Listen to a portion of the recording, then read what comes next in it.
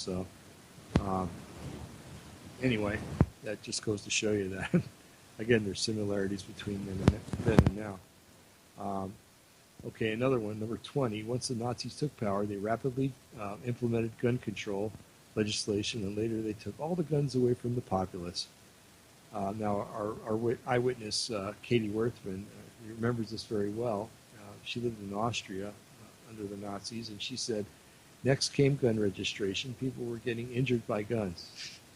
Hitler said that the real way to catch criminals, and we still had a few, was by matching serial numbers of guns. Most citizens were law-abiding, dutify, marched to the police station to register their firearms. Not long afterwards, the police said that it was best for everyone to turn in their guns. The authorities already knew who had them, so it was futile not to comply voluntarily. Now, I got a lot of people, oh, do you belong to the NRA? And I always tell them no. Last week, somebody, oh, yeah, well, you ought to sign up to get registered for a concealed carry. Well, what part of registered don't you get out of that? If the government knows you have them, they know where to go to get them. All the government has to do is go into NRA headquarters someday and download all their records, and they're going to have the list of everybody that has a gun. If you have a license for a concealed carry permit, they know you have that weapon. So they're going to come right to you when that time comes. I think it's better to keep your weapons, although they may be registered, keep them as anonymous as possible without falling into the trap of registering them for concealed carry permits. I can't see that, but and again, you're obeying a law that shouldn't be, because we have the right to keep and bear arms, and supposedly under the Second Amendment. I almost said Second Commandment. I think I'm getting my religion and politics mixed up. But anyway, so give them as little information as you possibly can. And every year, millions of guns are sold in the United States, and it seems like the gun laws are getting stricter and stricter, although they're being fought tooth and nail, which is a good thing. 21. Under the Nazis, large numbers of children were taken away from good families. Well, again, we go back to social services. Author Bruce Walker says the following in his book: parents who resisted Nazi anti-Christian indoctrination too strong would simply have their children taken away from them. The Nazis even forbade parents to give their children Christian names and ordered babies instead to be given names like Dietrich, Otto, and Siegfried. Just trying to be funny. And Otto, the home teachings of Christianity by parents in the home was forbidden. Not content with simply driving Christianity out of schools, Himmler banned all confessing church seminaries and instruction in 1937, and he closed all public religious schools 2 years later. Okay, well, that sounds exactly like where America's heading. In many states, Child Protective Services, like I said earlier, has become the most feared of government agencies. After all, the nation,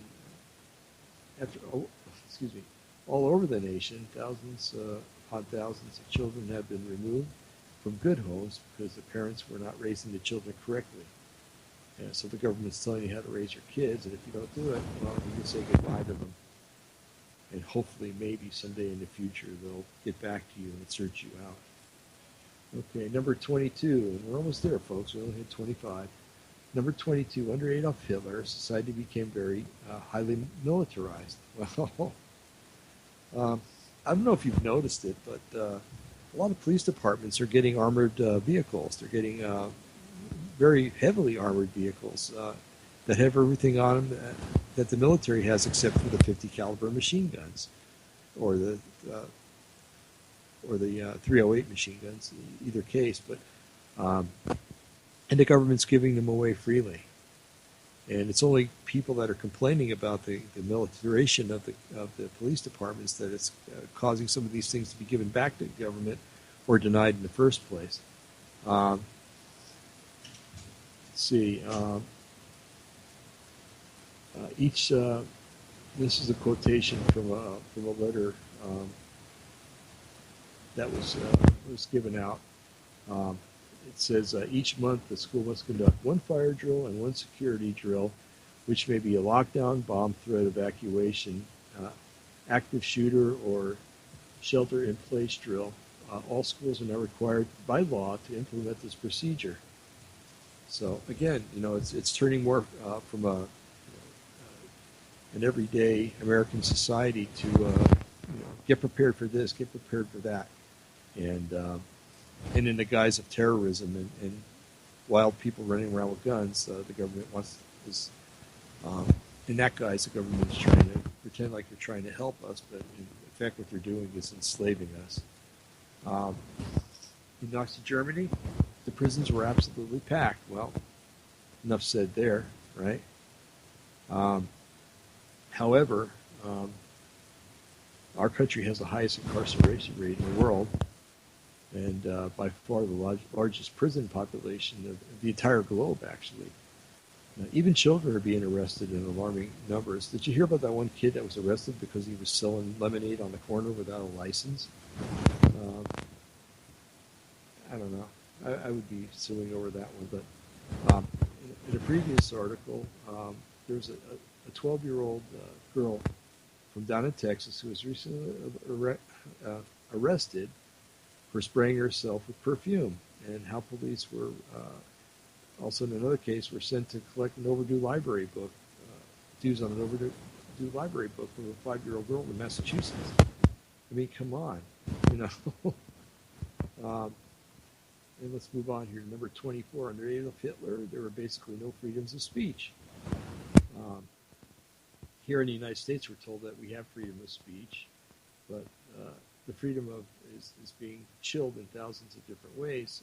For example, the FBI is now admittedly recording internet talk radio programs, which is like what you're listening to right now, all over the United States. So to my friends in the FBI, hi, how are you? I hope you're having a good day and enjoy your donuts. Let's see. The following comes from a reporter at WMAL.com. He says, if you call the radio talk show on the air, you might be recorded by the FBI. The FBI has awarded and I think this is a low number, but that's what it says, $534,927 contract to a Virginia company to record as much radio news and talk programming as they possibly can on the internet. The FBI says this is not playing Big Brother, but policing the airwaves, but rather seeking access to what airs as potential evidence. So they think we're criminals or just collecting evidence. Isn't that interesting? So just feel free to what you want to say on the radio. What the heck? Although know that the government's recording you. So, it's funny. A couple of years ago, my wife and I were doing our taxes, and they required some information that I thought was a little bit too much.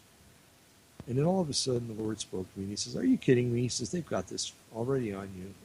They know more about you than you know about yourself." So I went ahead and gave him the information. Under Adolf Hitler, paranoia was standard operating procedure. Everyone was watched, of course, in Nazi Germany, so that was a big part of paranoia. You never knew when the secret police were going to come and knock on the door. You said something to your neighbor that they didn't like, they'd call the Gestapo, and the Gestapo would come and arrest you. There's a report that came out from the DHS, Department of Homeland Security, that some of the following people, or titles of people, or ideologies are potential terrorists, okay? So if you're fiercely nationalistic, in other words, as opposed to universal and international in orientation, you could be considered a terrorist. If you're anti-global, you're a terrorist. If you're suspicious of centralized federal authority, you're a terrorist. If you're reverent of individual liberty, you're a terrorist. If you believe in conspiracy theories, you're a terrorist. The belief that one's personal and or national way of life is under attack, they consider you a terrorist. A belief in the need to be prepared for attack either by participating in paramilitary preparations or training or survivalism, you're definitely labeled a terrorist. If you impose strict religious tenets on laws and societies, in other words, if you're a fundamentalist Christian, then you're a terrorist. And they like to use that word fundamentalist. They first equated it with terrorism with Islamists, and then all of a sudden it switched over to Christians that believe that the Word of God to be the absolute truth for their lives. Now you're a terrorist. If you insert religion in the political sphere, you're a terrorist. Those who seek to politicize religion are terrorists, according to them. If you support political movements for autonomy, you're a terrorist. If you're anti-abortion, anti-Catholic, or anti-nuclear, you're a terrorist. Now, there's some suspicious activities that they look at, too. And again, this is, you're suspicious of being a terrorist or suspected of being a terrorist if you, for instance, shield your computer screen from others. You know what cracks me up? I work in healthcare, and in healthcare there's something called HIPAA, and it's the Privacy Act, and basically you don't give out information to anybody that doesn't deserve to have it. And if you do, you're in violation of HIPAA. Yet, any medication that's dispensed in Oregon, the record gets sent right up to the state. Isn't that an invasion of your privacy? Just an idea, rattle that one around in your brain for a while and see what comes out. If you're paying for things in cash, you're considered suspicious. If you're using multiple cell phones, you're suspicious. Boy, I tell you, if I make a call on my wife's phone, all of a sudden I'm suspicious, under suspicion. Requesting a specific hotel room in a hotel, that's a red flag. Now, what if we used to like to go to Tahoe, and what if you found a room that was perfect for you, and it had the best view, there was no obstructions whatsoever, and every year that you went there, you wanted that room? Well, according to the FBI, that's a suspicious activity. Traveling with large amounts of luggage is considered suspicious. So all you ladies who decide to take your whole wardrobe with you when you go on vacation, you might want to consider just taking a small overnight bag. Refusing maid service at a hotel, you're considered suspicious. No, I just considered a person that doesn't want to be ripped off. Staying in your room for too long if you're in a motel. Oh, don't come down with the flu when you're on vacation or you're going to be suspicious. And if you change your appearance, if I shave my beard off, or if you guys have a bare face and you grow a beard, all of a sudden you're suspicious. And also the government would love it if we would spy on one another, And that, boy, I've talked with more people that came from the Soviet Union and that whole Soviet bloc, or came from China or any communist country. And the first thing that they do is encourage people to think on each other. More Christians were turned in for Bible studies in the communist bloc because their neighbor didn't like them and turned them over to the government. If you tick your neighbor off, you played your music too loud at 10:01 p.m.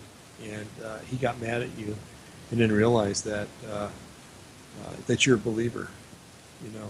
He can call the government and turn you in. So anyway, it's starting to happen here more and more. And it will happen and increase as the days go on.